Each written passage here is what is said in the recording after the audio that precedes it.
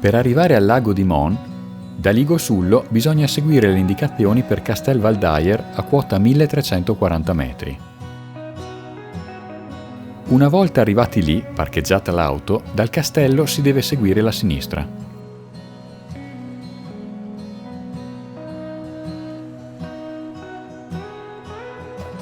Dopo il primo tratto asfaltato, la Carareccia sale costantemente fino a raggiungere il lago in meno di 2 ore.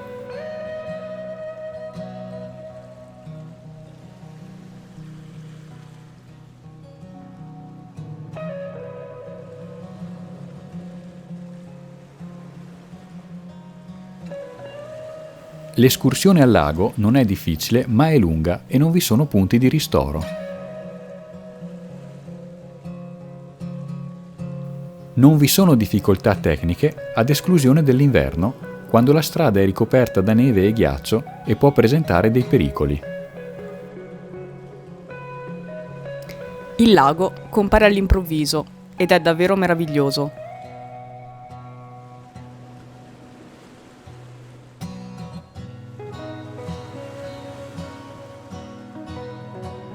Specchio d'acqua d'origine glaciale si trova sulle Alpi Carniche, nella conca tra il Monte di Mon e il Monte Paolaro.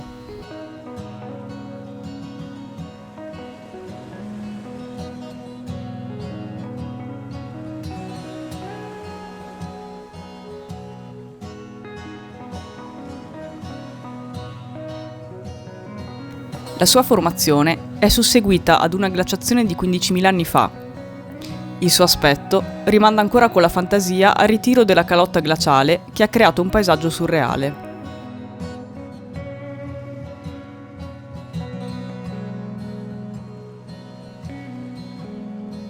In primavera ed estate sono presenti innumerevoli specie di fiori e se si è fortunati si possono scorgere anche delle marmotte.